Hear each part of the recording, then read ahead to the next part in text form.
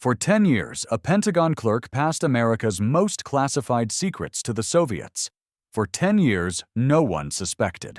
Then an IRS audit revealed everything. James Harper Jr. wasn't a master spy. He wasn't trained in Moscow. He was a divorced father drowning in alimony payments, photocopying missile defense blueprints in a windowless Pentagon office. Every document he sold meant Soviet scientists could decode American satellites. Every blueprint meant Soviet generals knew exactly how to defeat American weapons. The FBI had no idea. The CIA never suspected. For a decade, Harper walked past security every morning, ate lunch with colleagues who trusted him, and went home counting Soviet cash. But here's what the intelligence files never explained. Harper tried to stop. 3 times he tried to quit. 3 times his handlers reminded him of a truth that destroyed him. There was no way back from treason. Because when the IRS noticed deposits that didn't match his salary, when they asked about trips to Warsaw he couldn't explain, Harper made a phone call that would expose the most damaging intelligence breach of the Cold War. He called his ex-wife, the same woman whose financial demands had driven him to betrayal. And what she did next proved that sometimes the smallest betrayals hide the largest. Before we begin this extraordinary story of how a tax return toppled a spy network, let me know in the comments where you're watching from. I'm curious how far these hidden Cold War stories reach. And if you appreciate documentaries that reveal the human truth behind espionage, not just the Hollywood version, subscribe. Every day, I uncover classified stories that show how ordinary people shaped the secret war between superpowers. Now, let's return to 1975, to a Pentagon office where a desperate man made a choice that would haunt him until his final breath. The Pentagon in 1975 was a city unto itself. 23,000 employees moved through its corridors each day, processing the paperwork of American power. Among them was James Harper Jr., a 41-year-old clerk at Systems Control, Inc., one of hundreds of defense contractors operating within the building's 5 concentric rings. Harper had the kind of face you forgot immediately. Average height, thinning brown hair, the permanent squint of a man who spent his days reading technical manuals under fluorescent lights. For 20 years, Harper had been part of the vast machinery that kept America's defense systems running.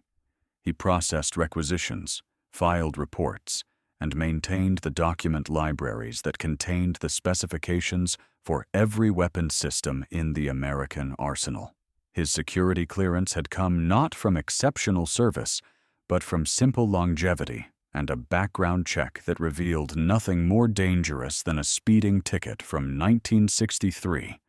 But by the summer of 1975, James Harper's unremarkable life had collapsed into financial ruin. The divorce from Ruby had been finalized in February, and California's community property laws had destroyed him. The judge had awarded Ruby the house in Gridley, most of their savings, and $500 monthly in alimony, nearly half of Harper's take-home pay. The payments would continue for 19 years, until 1994, when Harper would be 60 years old. He'd moved into a 1-bedroom apartment in Mountain View, where the walls were so thin he could hear his neighbor's television through the plaster. The furniture was mostly cardboard boxes and a mattress on the floor. At night, Harper would sit at his kitchen table with a calculator, running the same numbers over and over, hoping for a different result. Rent, car payment, insurance, food, alimony. The math never worked. He was $300 short every month, and the credit cards were already maxed out. It was during one of these desperate calculations that Louise Schuler entered his life. They met at a bar near the Sunnyvale Defense Plant where Harper sometimes worked overtime. Louise was everything Ruby hadn't been. Sophisticated, worldly, interested in Harper's work. She spoke with a slight accent he couldn't place, claimed to have lived in Vienna and Prague, and dressed in clothes that seemed impossibly expensive for a freelance translator, which is what she said she did for a living. Louise listened to Harper's financial troubles with sympathy that seemed genuine. She understood, she said, what it was like to have your life destroyed by forces beyond your control. Her own ex-husband, she claimed, had left her with nothing but debts. But she'd found ways to survive, even thrive. There were always opportunities, she said, for people with valuable skills. The suggestion came gradually, so naturally that Harper later couldn't remember who first spoke the words aloud. He had access to technical information. There were people, Louise knew, who paid well for technical consulting. Not classified information, of course, just general knowledge about communication systems, satellite frequencies, the kind of material that was practically public anyway. The Russians already knew most of it, she assured him. This would just be confirming what they'd already learned from other sources. The first approach came in October 1975. Harper and Louise had driven to Mexico City for a weekend he couldn't afford, but couldn't resist. At a bar in the Zona Rosa district, Louise introduced him to a man she called her business associate. Victor was his name, though Harper would later learn this was one of many aliases used by Vladimir Zemarov, a GRU officer operating under diplomatic cover from the Soviet embassy. Victor didn't look like a spy. He was short, slightly overweight, with the soft hands of an academic. He spoke perfect English with a British accent, claimed to have studied at Oxford, and showed more interest in American baseball than military secrets. He bought rounds of drinks, told stories about Moscow winters, and only mentioned business near the end of the evening. "I understand you work with communication systems," Victor said, lighting a cigarette with a gold lighter. "I represent certain European companies interested in compatibility with American standards. We pay well for technical consultation." Very well. The number Victor mentioned was $5,000 for a single report on satellite communication frequencies. Harper's hand trembled as he reached for his beer. $5,000 would cover 4 months of alimony, pay off 1 credit card, maybe even leave something for groceries that weren't ramen noodles. "The information isn't classified," Victor assured him. "These are commercial frequencies, the kind of thing published in trade journals. We simply need someone to verify certain technical details. Think of it as fact-checking." Harper knew it was a lie. He knew Victor wasn't representing European companies. He knew that once he crossed this line, there would be no crossing back. But sitting in that Mexico City bar, drunk on tequila and the promise of financial salvation, Harper convinced himself it was harmless. A small compromise, a temporary arrangement, just until he got back on his feet. The first document Harper copied was exactly what Victor had requested: an unclassified report on commercial satellite frequencies. Harper stayed late at Systems Control on a Friday evening in December, volunteering for overtime nobody else wanted. The building was nearly empty, just security guards and cleaning crews. Harper's hands shook so badly he could barely feed the pages into the photocopier. Every footstep in the hallway made him freeze, certain he was about to be caught. But nothing happened. He walked out with the copies in his briefcase, drove home to his apartment, and mailed them to an address in Mexico City that Victor had provided. 2 weeks later, an envelope arrived containing $50 bills. Clean, untraceable cash. More money than Harper had seen since before the divorce. He told himself he would stop there. 1 transaction. Enough to catch up on bills, nothing more. But Victor called again in January, this time requesting information about military communication protocols. The document was classified confidential, the lowest level of classification, but still a line Harper hadn't planned to cross. "The same payment," Victor promised, "for information that, frankly, we probably already have. You're simply confirming what we know." Harper made the copies on a Thursday night, telling security he was working on a deadline for a Pentagon presentation. This time, his hands were steadier. The fear was still there, but dulled by repetition and rationalization. By February 1976, Harper was photographing documents marked secret. By June, top secret. The payments came through different channels: wire transfers from Swiss banks, cash-filled envelopes from Mexican intermediaries, sometimes a paper bag left on his car seat while he was at work. Harper was careful with the money, depositing just enough to seem legitimate, claiming freelance consulting work on his tax returns. He paid his alimony on time, caught up on his credit cards, even started eating real food again. But the requests from Victor grew more specific, more dangerous. They wanted documents on the ANFLR-9 antenna array, capable of intercepting Soviet communications. They wanted specifications for the Rayolite satellite program that monitored Soviet missile tests. They wanted details on the KH-11 reconnaissance satellite that could photograph license plates from orbit. Harper didn't understand most of what he copied. He was a clerk, not an engineer, but he could see the classification stamps growing more severe, the warnings about unauthorized disclosure growing more dire. Each document he photographed carried penalties of decades in prison.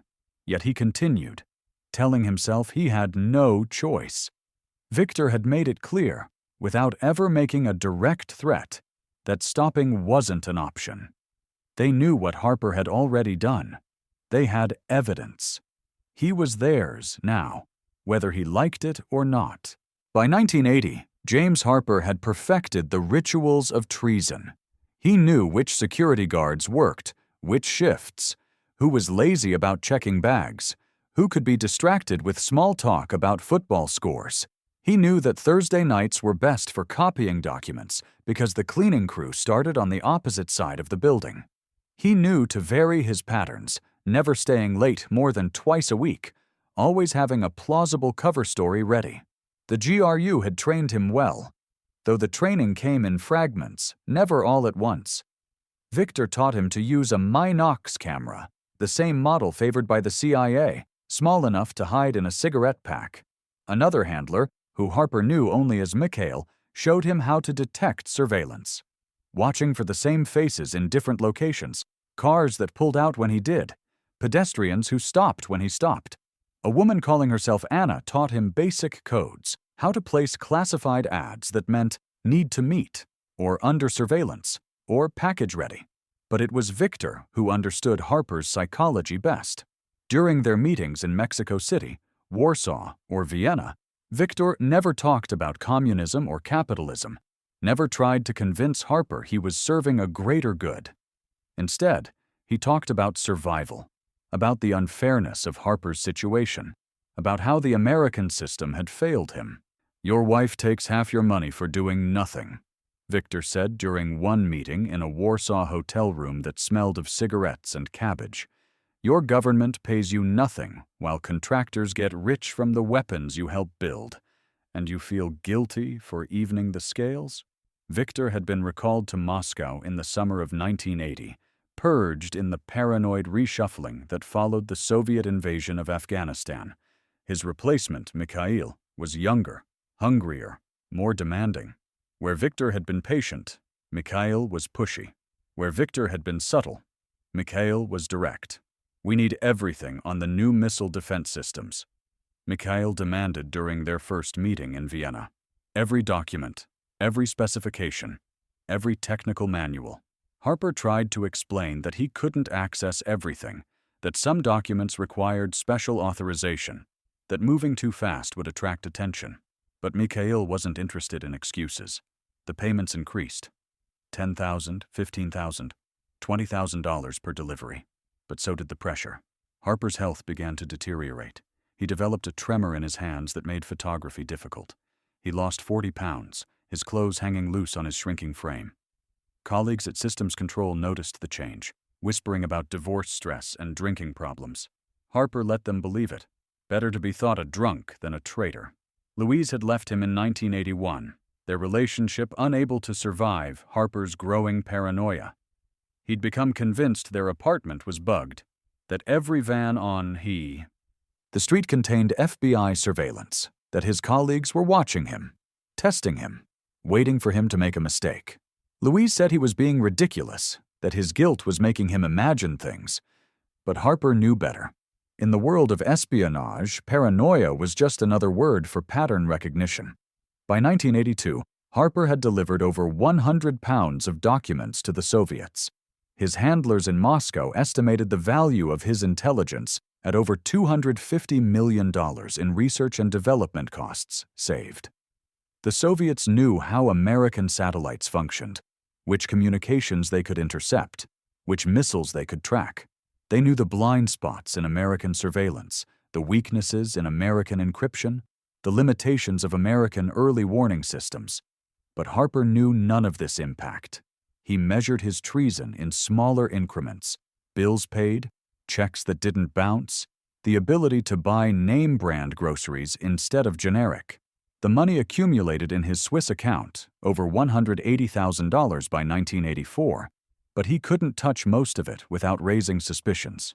That's when Harper made the decision that would ultimately destroy him. He needed help accessing newer, more secure documents that required special clearances he didn't have. He needed someone on the inside who understood the technology, who could identify the most valuable intelligence. He needed a partner. William Bell Hugel had been Harper's friend at Systems Control for 5 years. Brilliant where Harper was average, ambitious where Harper was resigned, Hugel had the clearances Harper lacked and the technical knowledge to understand what they were stealing. More importantly, Hugel had something Harper had lost long ago: ideological conviction. Hugel genuinely believed communism was the future, that capitalism was destroying the world, that by helping the Soviets, he was serving humanity. He kept books by Marx and Lenin on his desk, made jokes about defecting to Cuba, openly criticized Reagan's military buildup. Harper watched his friend's carelessness with growing alarm, but he needed Hugel's access to continue delivering what his handlers demanded. Together, they accessed documents Harper never could have reached alone: the technical specifications for the Minuteman III missile, the sonar capabilities of the Trident submarine, early plans for what would become the Strategic Defense Initiative. Hugel understood the technology, could identify the most valuable intelligence, knew which documents would be worth the most to Soviet scientists. The partnership was profitable, but dangerous. Where Harper was careful, Hugel was reckless. Where Harper was paranoid, Hugel was cavalier. And Harper knew, with the certainty of a man who'd lived in fear for 7 years, that Hugel would eventually destroy them both. The letter from the IRS arrived on a Tuesday morning in January 1985, mixed in with credit card offers and grocery store circulars. Harper's hands trembled as he opened it, recognizing immediately that this was not a standard form. The language was polite, almost apologetic, but the meaning was clear. The Internal Revenue Service had questions about discrepancies in his tax returns from 1981 to 1984. Harper read the letter 3 times, his mind racing through possibilities. They mentioned unreported foreign income, deposits that didn't match his declared consulting work, travel expenses that seemed excessive for his stated business.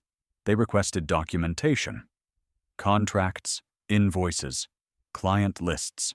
They scheduled an appointment for February 15th at the Federal Building in San Francisco. For 3 sleepless nights, Harper worked at his kitchen table, creating an elaborate fiction. He backdated consulting contracts with companies that didn't exist.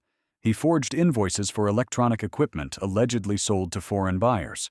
He created a paper trail for a business that lived only in his imagination. But even as he worked, he knew it was futile. The IRS had banking records he couldn't explain, deposits he couldn't source, a lifestyle that his legitimate income couldn't support. In desperation, Harper made a choice that would seal his fate. He called Ruby. "I need your help," he said, his voice barely steady. "The IRS is asking about some money. I need you to say you loaned it to me." Ruby listened to his panicked explanation. Investments that had paid off, gambling winnings, anything but the truth.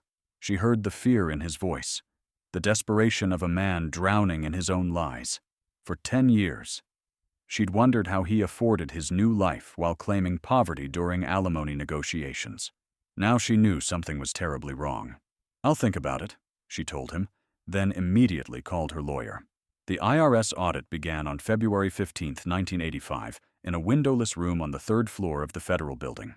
Harper sat across from 2 agents, Cheryl Matthews, middle-aged with sharp eyes behind wire-rimmed glasses, and Robert Kim, younger, methodical, taking notes in precise handwriting. They started gently, asking about his consulting business, his clients, his methods of payment. Harper recited his prepared story, but even he could hear how hollow it sounded. When they asked for specific client names, he stumbled. When they requested contact information, He claimed his clients preferred anonymity. When they showed him bank records, his elaborate construction began to collapse.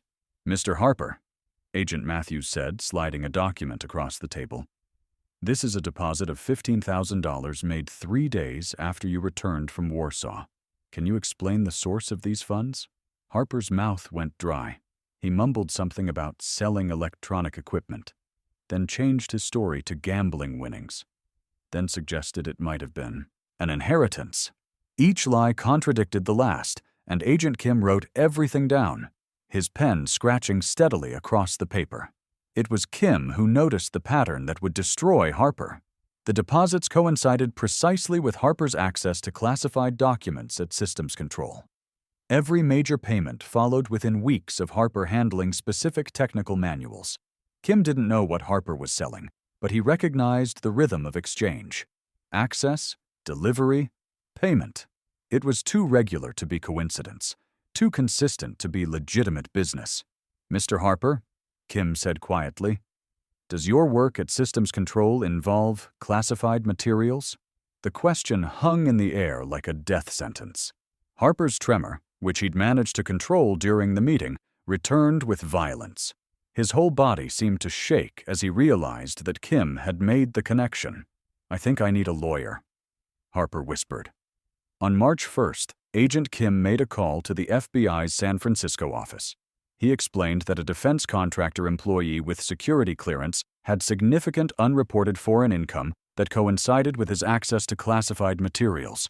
Within hours, Harper's name was flagged in every intelligence database in Washington. By nightfall, he was under surveillance. The FBI discovered everything with frightening efficiency: Harper's security clearance, his access to cosmic top-secret documents, his suspicious travel pattern to Warsaw Pact nations. They pulled his phone records, finding calls to numbers in Mexico City that traced back to Soviet intelligence fronts. They interviewed his colleagues, learning about his financial problems, his paranoia, and his friendship with William Bell Hugel, who openly sympathized with communist ideology. Harper knew he was being watched. He could feel it in the cars that lingered too long outside his apartment, in the telephone's strange clicks and echoes, in the way his colleagues suddenly seemed interested in his work. On March 15th, he tried to destroy evidence, burning documents in his apartment's fireplace. The smoke set off alarms, bringing the fire department and ensuring the FBI knew he was panicking. On March 20th, Harper placed a classified ad in the International Herald Tribune, using the emergency code Victor had taught him years ago. "Henderson seeks employment in warmer climate. Immediately available." The response came through a dead drop, a chalk mark on a mailbox in Palo Alto. Harper was to meet his handler at a motel in Tijuana on March 25th. From there, they would smuggle him to Cuba, then Moscow. After 10 years of service, the Soviets would protect their asset. Harper drove south on March 24th, checking his mirrors constantly, taking random exits, doubling back through parking lots. Every technique his handlers had taught him, every counter-surveillance method he'd learned over 10 years, he employed on that desperate drive to Mexico. By the time he crossed the border at 3 in the afternoon, he believed he'd escaped. The motel in Tijuana was exactly as his handler had described. 2 stories, pink stucco walls, a broken neon sign advertising air conditioning that didn't work. Harper checked in under the name William Henderson, paying cash, his hand steady for the first time in weeks. In 2 hours, his handler would arrive. In 3 hours, he'd be on his way to Cuba. In 4 hours, his life as James Harper would be over. He sat on the bed in the cheap room, listening to Mexican radio through thin walls, and thought about what he was leaving behind. His children, who'd already changed their last names to distance themselves from him. His brother, who still believed Harper worked in procurement. The country he'd served for 20 years before he'd started serving its enemy. At 5 o'clock, exactly 1 hour before his handler was due to arrive, Mexican federal police kicked down the door. Harper didn't resist. He'd known, somewhere deep in his exhausted mind, that escape had always been an illusion. The FBI had alerted Mexican authorities hours earlier. The meeting had been a test, and Harper had led them directly to his handler's network. The ride back to San Diego in FBI custody was silent, except for Harper's occasional requests for water. His throat had gone completely dry. and no amount of liquid seemed to help. At the Metropolitan Correctional Center, he was placed in isolation, on suicide watch, though Harper had no intention of killing himself. That would have required more courage than he'd ever possessed. On April 10, 1985, Harper began his confession to FBI Special Agent Thomas Kolb. It would take 17 days to tell it all. "Start from the beginning," Kolb said, his voice neither harsh nor sympathetic, just professionally neutral. Harper started with the divorce, the alimony, the desperate mathematics of his collapsed life. He described Louise Schuler with detail that surprised him. The way she held her cigarette, the perfume she wore, the slight Germanic accent she tried to hide. He recalled Victor's gold lighter, Mikhail's nervous pen clicking, the taste of vodka in Warsaw hotel rooms. He remembered everything, the weight of the Minox camera in his palm, the sound of the photocopier in the empty Pentagon offices, the specific documents he'd copied, their titles, their classification stamps, their project numbers. His memory was extraordinary, perhaps because each betrayal had burned itself into his conscience, creating a catalog of treason he could never forget. The Rayolite Satellite Manual, Harper said on day 3 of his confession, was 347 pages.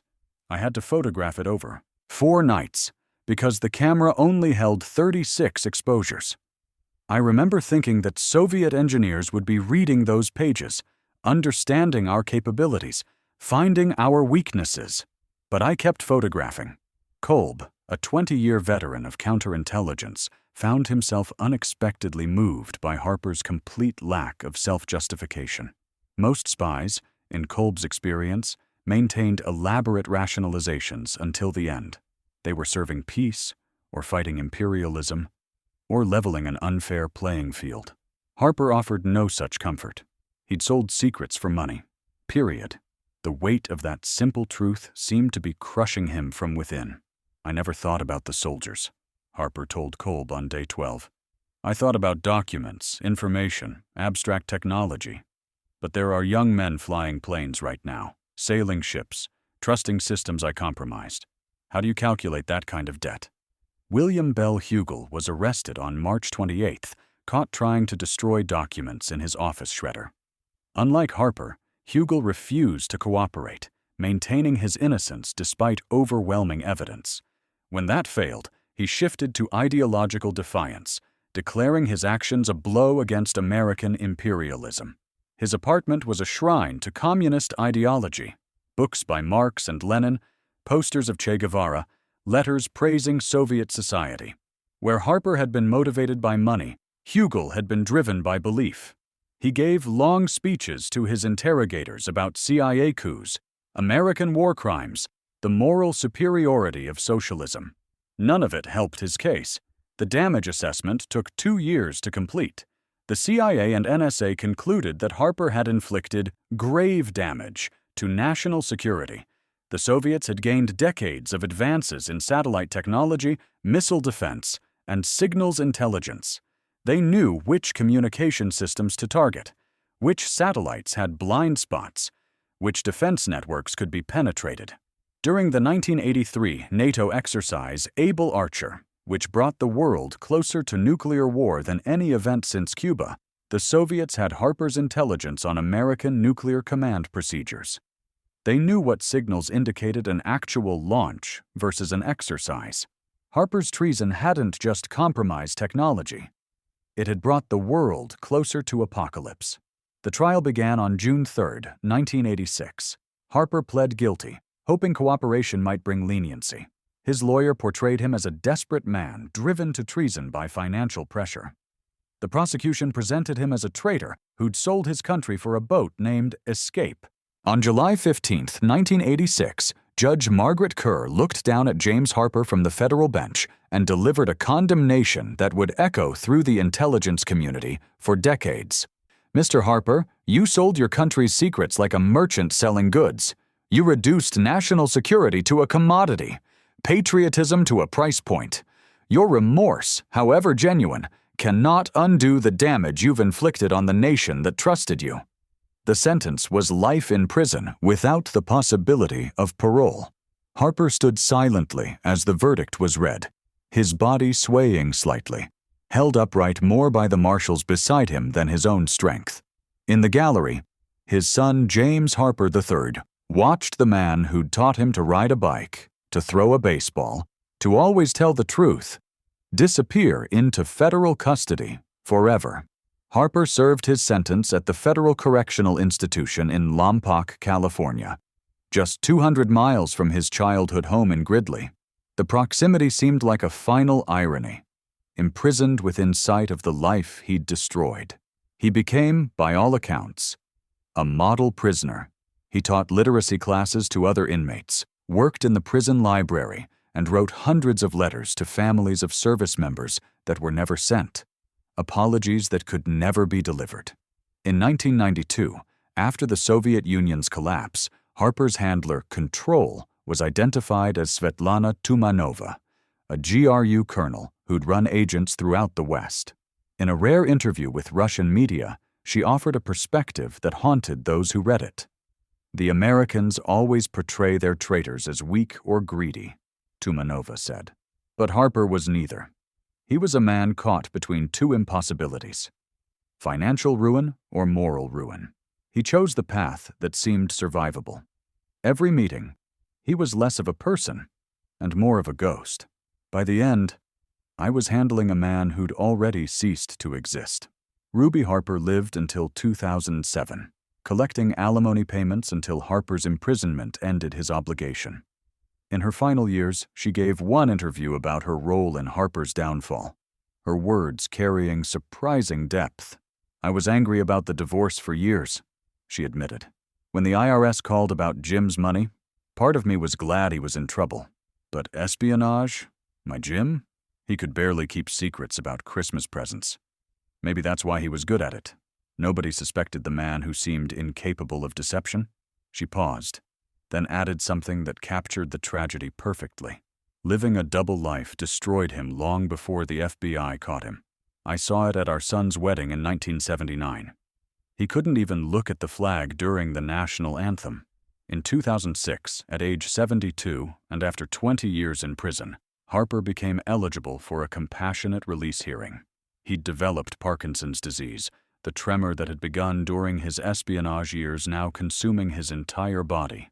His son testified at the hearing, his words capturing the impossible complexity of Harper's legacy. "The man in that wheelchair isn't my father," he said. "My father died sometime in the 1970s, replaced by someone I never knew. But the human being there deserves mercy, even if James Harper the spy doesn't." The parole board denied the release. Harper thanked them for their consideration, his words barely audible through his condition's effects. In 2010, Harper gave his final interview to 60 Minutes.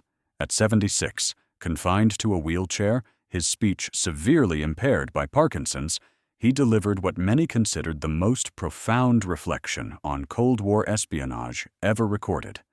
Using a computer voice synthesizer, the electronic voice intoned while Harper's eyes filled with tears. "I sold secrets for money, but what I really sold was trust.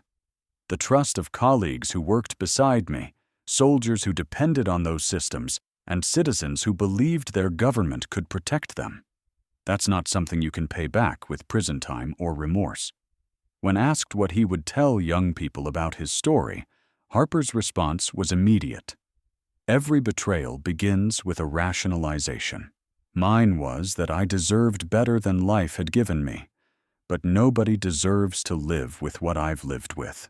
There is no rationalization that makes that bearable." James Harper Jr. died on April 15, 2011, at the Federal Medical Center in Butner, North Carolina. He was 77 years old and had spent exactly half his life as a spy and prisoner. His death triggered the declassification of thousands of documents, revealing the full scope of his betrayal. Over 1,000 documents compromising virtually every major American defense system of the 1970s and early 1980s. But they revealed something else. Harper had refused multiple Soviet offers to defect, even when he knew the FBI was closing in. "I'm American," he'd told his handler during that final meeting in Tijuana. "That's the terrible irony. I betrayed my country. but I could never leave it. Today, Harper's case is studied at the FBI Academy, the CIA's training facility, and military intelligence schools. Not for its operational details, but for its human lessons. The most dangerous spies aren't zealots or sociopaths, but ordinary people who convince themselves their betrayal is temporary, limited, justified. In the end, it was an IRS audit, the most mundane of investigations, that exposed one of the Cold War's most damaging spies. A reminder that in the world of shadows and secrets, revelation often comes from the most unexpected directions, and sometimes the most ordinary light illuminates the most extraordinary darkness.